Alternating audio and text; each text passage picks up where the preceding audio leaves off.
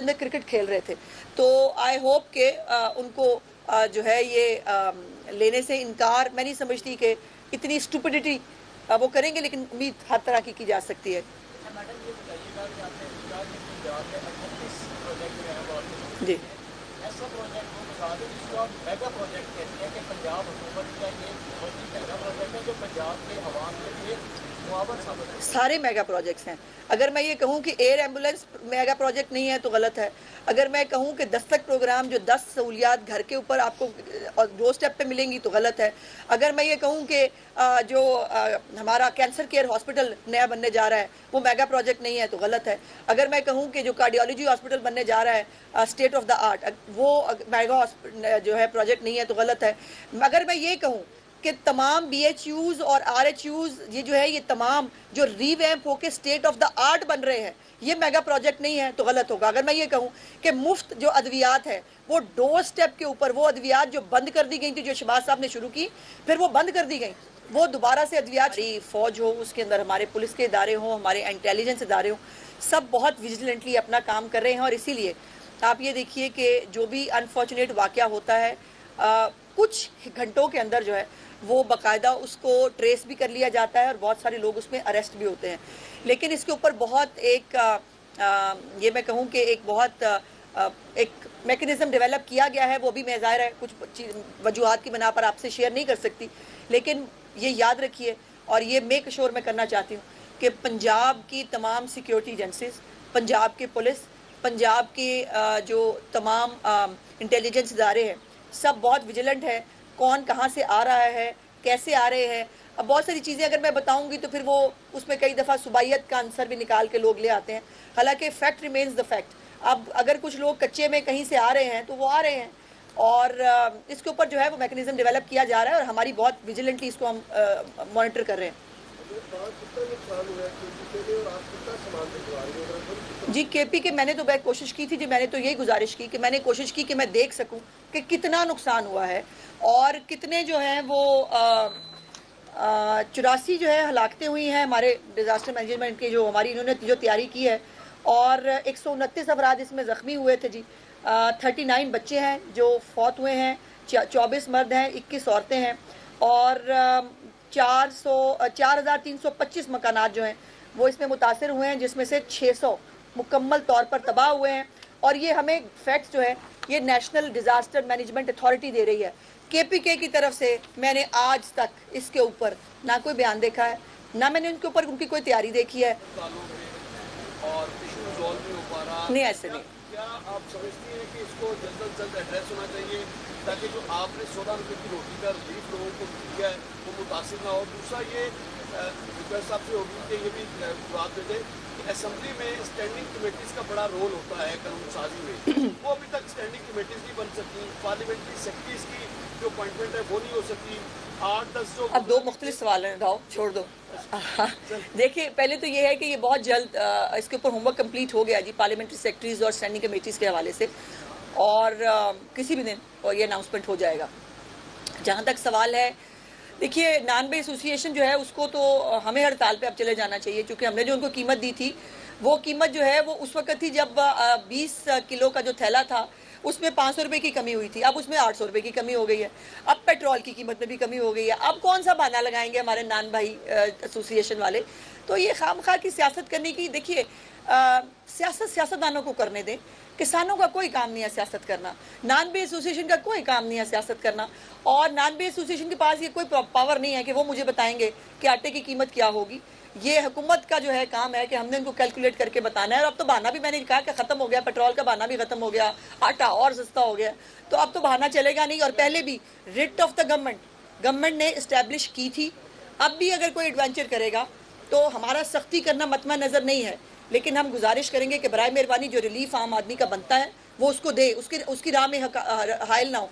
और जहाँ काश्तकारों की बात है, अब काश्तकारों में 3 ग्रुप हैं, मैं कई दफ़ा बता चुकी हूँ। और एक जो हमारे जनरल सेक्रेटरी हैं उनके, वो हमारे वज़ीर के ख़िलाफ़ इलेक्शन लड़ चुके हैं 8 फरवरी 2024 का। भाई अगर आप उनको अभी भी काश्तकार कहो तो आपकी मर्ज़ी है। वो PTI के कारकुन हैं, PTI की मीटिंग्स के अंदर शामिल होते हैं, उनके टिकट होल्डर हैं भाई। और वो उसके ऊपर जो है वो काश्तकारों को जो है वो इस्तेमाल करने की कोशिश कर रहे हैं, वो हम नहीं होने देंगे।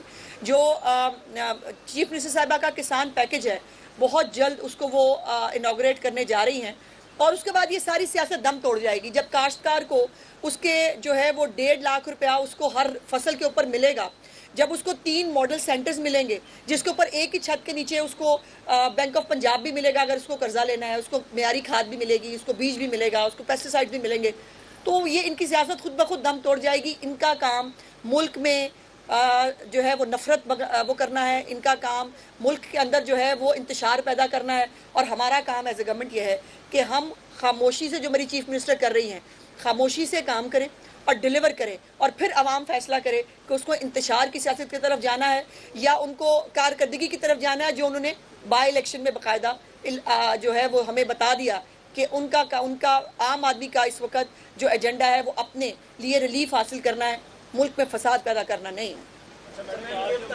इजलास जारी है, उसका एजेंडा क्या है? वहाँ पे आज नायब नवाज शरीफ भी आ गए, तो क्या वो अब कीमत तय करेंगे कि किस कीमत पे जो है वो सब कुछ करेंगे भाई, क्यों ना करें। 3 दफ़ा के इलेक्टेड प्राइम मिनिस्टर हैं वो, और उन जैसे स्ट्रेचर का, उन जैसे कद का, उन जैसे एक्सपीरियंस का कोई और सियासतदान अगर उसमें है, वो अगर किसी ओहदे पे ना भी हों तो वो मियाँ मोहम्मद नवाज शरीफ हैं, और उनको जो है वो सबको गाइड करते हैं, उनको गाइड करना चाहिए। जो तजर्बा उनके पास है उससे मुस्तफ़ीद होना हर एक गवर्नमेंट का जो है वो फ़र्ज़ होना चाहिए। और अगर वो जो एक एल्डरली एडवाइस है, अगर वो अपने तजर्बे से पंजाब हुकूमत को, वफाक को, बाकी सूबों को भी अगर वो गाइड कर सकते हैं, उनको करना चाहिए। और हम भाई हर एक चीज़ के ऊपर उनकी एडवाइस लेंगे, हम उनको जो है हर एक मंसूबे पे उनका जो है अप्रूवल लेंगे। इसके ऊपर किसी को एतराज़ होता है 100 दफ़ा हो, हमें फ़र्क नहीं पड़ता। इस वक्त हुकूमत में कोई भी हो, ओहदों पे कोई भी बैठा हो, इस वक्त वज़ीर आला भी मियाँ मोहम्मद नवाज शरीफ साहब हैं, वज़ीर आज़म भी मियाँ मोहम्मद नवाज शरीफ साहब हैं, और इंशाअल्लाह ताला वही तमाम प्रोजेक्ट्स को देखेंगे। अच्छा मैम, ये बताइएगा कि जो सामान भेजा जा रहा है पाकिस्तान में, एक अच्छा इनिशिएटिव का इंतजार अगर इन फ्यूचर में और ज़रूरत पड़ती है तो पंजाब हुकूमत क्या बिल्कुल करेंगे जी, क्यों नहीं करेंगे। और ये तो पहला फेज़ है, और अल्लाह ना करे कि दोबारा ज़रूरत पड़ेगी तो हम हाजिर हैं। जैसे मैंने पहले भी कहा कि एयर एम्बुलेंस की भी जब बात हुई थी तो उस वक्त भी चीफ मिनिस्टर साहिबा ने कहा कि ये अगर किसी और सूबे को भी अगर इसकी ज़रूरत पड़ेगी तो हमने पहले भी मैंने जैसे कहा कि ज़लज़ला हो, डेंगी हो, मुख्तलिफ आफात के अंदर हमने हमेशा हर सूबे की जो है वो खिदमत की है, मदद की है, और अब भी हमारे तमाम रिसोर्स जो हैं ये डिवाइड सिर्फ इंतज़ामी तौर पर है कि ये पंजाब है, ये खैबर पख्तूनख्वा है, ये सिंध है। हम सब पाकिस्तानी हैं और हम सब जो है बहन भाई हैं, और तमाम बहन भाई जो है चीफ मिनिस्टर साहिबा ने एक दर्दमंद जो है वो चीफ मिनिस्टर हैं पंजाब की, लेकिन उनका वास्ता, उनका ताल्लुक हर सूबे से है, और खैबर पख्तूनख्वा की तो वो बहू हैं, सो इसलिए खैबर पख्तूनख्वा के साथ उनका एक वैसे भी एक रिश्ता बनता है। और अल्लाह ना करे इस मुल्क में कभी कोई नाहगानी आफत आए, अल्लाह ना करे कि पाकिस्तान के अंदर कभी कोई तबाही हो, लेकिन जो भी हमारे, जैसे मैंने पहले कहा था कि हमारे दुख साझे हैं, हम सब एक दूसरे के साथ खड़े हैं। हुकूमतें आती जाती रहती हैं, सियासत होती रहती है, लेकिन इन चीज़ों के ऊपर जो है वो मुतासरीन जो हैं उनके साथ खड़े होने की ज़रूरत है, उनको मजबूत करने की ज़रूरत है। और मुझे उम्मीद है कि इंशाअल्लाह ताला जब ये ट्रक पेशावर पहुँचेंगे तो जो हमारी KPK की हुकूमत है उसको भी याद आएगा, उसको भी ख्याल आएगा कि उनको भी अपना पार्ट प्ले करना चाहिए अपने सूबे में जो तबाही हुई है उसके लिए। थैंक यू वेरी मच जी। अच्छा मैडम, ये बताइएगा कि जिस तरह से KPK बयान आप देते हैं, अगर वो सामान लेने से इनकार कर देते हैं। देखिए, ये सामान हम खैबर पख्तूनख्वा के चीफ मिनिस्टर को तो भेज नहीं रहे भाई, और अगर ऐसी कोई वो एडवेंचर करे तो इससे बहुत बुरी और घटिया बात हो नहीं सकती, क्योंकि ये इमदादी सामान अली अमीन गंडापुर के घर नहीं जाएगा। वो तो माशाल्लाह अच्छे घर में रहते हैं, चीफ मिनिस्टर हाउस बहुत अच्छा है, और जिस दिन जो है वो खैबर पख्तूनख्वा के सेक्रेटेरिएट में आग लगी थी, उस दिन वो अपने खैबर पख्तूनख्वा के लॉन के अंदर, जो उनका CM हाउस है, उसके लॉन के अंदर क्रिकेट खेल रहे थे। तो आई होप के उनको जो है ये लेने से इनकार, मैं नहीं समझती कि इतनी स्टुपिडिटी वो करेंगे, लेकिन उम्मीद हर तरह की जा सकती है। मैडम, ये बताइएगा कि आपने पंजाब में 38 प्रोजेक्ट जो है वो जी, ऐसा प्रोजेक्ट वो बता दें जिसको आप मेगा प्रोजेक्ट कहते हैं कि पंजाब हुकूमत का ये बहुत ही मेगा प्रोजेक्ट है जो पंजाब के आवाम के लिए मुआवजा साबित है। सारे मेगा प्रोजेक्ट्स हैं। अगर मैं ये कहूँ कि एयर एम्बुलेंस मेगा प्रोजेक्ट नहीं है तो गलत है। अगर मैं कहूँ कि दस्तक प्रोग्राम जो 10 सहूलियात घर के ऊपर आपको और डोर स्टेप पे मिलेंगी तो गलत है। अगर मैं ये कहूँ कि जो हमारा कैंसर केयर हॉस्पिटल नया बनने जा रहा है वो मेगा प्रोजेक्ट नहीं है तो गलत है। अगर मैं कहूँ कि जो कार्डियोलॉजी हॉस्पिटल बनने जा रहा है स्टेट ऑफ द आर्ट वो मेगा जो है प्रोजेक्ट नहीं है तो गलत है। अगर मैं ये कहूँ कि तमाम BHUs और RHUs ये जो है ये तमाम जो रीवैम्प होके स्टेट ऑफ द आर्ट बन रहे हैं ये मेगा प्रोजेक्ट नहीं है तो गलत होगा। अगर मैं ये कहूँ कि मुफ्त जो अद्वियात है वो डोर स्टेप के ऊपर वो अद्वियात जो बंद कर दी गई थी जो शहबाज साहब ने शुरू की फिर वो बंद कर दी गई वो दोबारा से अद्वियात शुरू की जा रही है कि मेगा प्रोजेक्ट नहीं है। सो अल्हम्दुलिल्लाह जितने भी प्रोजेक्ट्स जिससे आम आदमी पंजाब के लोग मुस्तफ़ीद हो रहे हैं वो तमाम मेगा प्रोजेक्ट्स हैं और वो तमाम मेगा प्रोजेक्ट्स जो है उसकी अभी ये कूड़ा उठाने का जो प्रोग्राम है इससे बड़ा मेगा प्रोजेक्ट हो नहीं सकता पाकिस्तान की तारीख में और शायद सब कॉन्टिनेंट के अंदर भी। इससे बड़ा मैकेनिज्म है वो नहीं लाया जा सका, इंडिया में भी नहीं है जो हम पंजाब के अंदर लेके आ रहे हैं। ये बहुत बड़ा मेगा प्रोजेक्ट है और ये भी बहुत बड़ा मेगा प्रोजेक्ट है कि कभी कूड़े से किसी ने बिजली बनाने के बारे में नहीं सोचा, कभी कूड़े को इस्तेमाल करके आपने जो है वो मुख्तलिफ प्रोडक्ट्स बनाने के बारे में नहीं सोचा। एक नई इंडस्ट्री डेवलप हो रही है, 1 लाख लोगों को जो है वो इसके साथ मुलाजमत मिलेगी। तो ये सब मेगा प्रोजेक्ट्स हैं। अभी तो मेरे बहुत सारे प्रोजेक्ट रह गए हैं, मैं अगला सवाल ले लेती हूँ जी।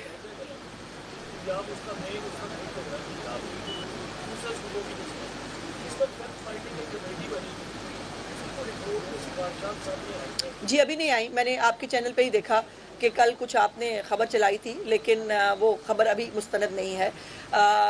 जो प्राइम मिनिस्टर साहब हैं उन्होंने इसके ऊपर एक कमेटी बनाई है जो प्रोब कर रही है कि ये जो फॉल्स फ्लैग हुआ या ये जो हमें ओवर बाइंग की हमने बगैर किसी वजह के ये क्यों हुई और उसका नुकसान जो है, हालांकि ये हमारी हुकूमत का इसके ऊपर कोई लेना देना नहीं है लेकिन ज़ाहिर है हिट जो है वो इस वक्त पंजाब का काश्तकार हो रहा है, हिट इस वक्त पंजाब की आवाम हो रही है और पंजाब की हुकूमत हो रही है। सो इसके ऊपर इंशाल्लाह जैसे ही ये प्रोब मुकम्मल होगा उसकी रिपोर्ट आपके साथ शेयर की जाएगी। मैडम ये बता दें कि अमन अमान की सूरत पंजाब के अंदर इस वक्त बहुत ख़राब है। इस वक्त यहाँ पर TTP समेत जो है गैर मुल्की जो एजेंसी हैं वो अपनी कार्रवाइयाँ कर रही हैं और कई पुलिस वाले मारे गए और ये तरफ हदायत की गई है कि बगैर यूनिफॉर्म के जो है वो आप थानों में जाएँ और अपने घरों को जाए।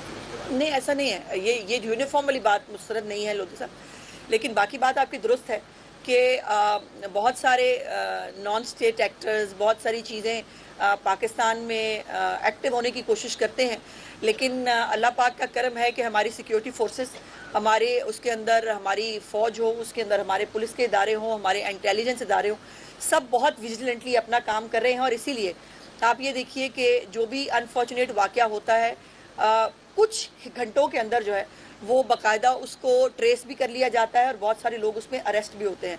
लेकिन इसके ऊपर बहुत ये मैं कहूँ कि एक बहुत एक मैकेनिज़्म डेवलप किया गया है, वो भी मैं ज़ाहिर है कुछ वजूहात की बिना पर आपसे शेयर नहीं कर सकती, लेकिन ये याद रखिए और ये मेक श्योर मैं करना चाहती हूँ कि पंजाब की तमाम सिक्योरिटी एजेंसीज, पंजाब के पुलिस, पंजाब के जो तमाम इंटेलिजेंस इदारे हैं सब बहुत विजिलेंट है, कौन कहाँ से आ रहा है, कैसे आ रहे हैं। अब बहुत सारी चीज़ें अगर मैं बताऊंगी तो फिर वो उसमें कई दफ़ा सुबाइयत का आंसर भी निकाल के लोग ले आते हैं, हालांकि फैक्ट रिमेन्स द फैक्ट। अब अगर कुछ लोग कच्चे में कहीं से आ रहे हैं तो वो आ रहे हैं और इसके ऊपर जो है वो मैकेनिज़्म डेवलप किया जा रहा है और हमारी बहुत विजिलेंटली इसको हम मॉनिटर कर रहे हैं। जी KP के मैंने तो कोशिश की थी जी, मैंने तो यही गुजारिश की कि मैंने कोशिश की कि मैं देख सकूं कि कितना नुकसान हुआ है और कितने जो हैं वो 84 जो है हलाकतें हुई हैं हमारे डिज़ास्टर मैनेजमेंट की जो हमारी इन्होंने जो तैयारी की है और 129 अफराद इसमें ज़ख्मी हुए थे जी। 39 बच्चे हैं जो फौत हुए हैं, 24 मर्द हैं, 21 औरतें हैं और 4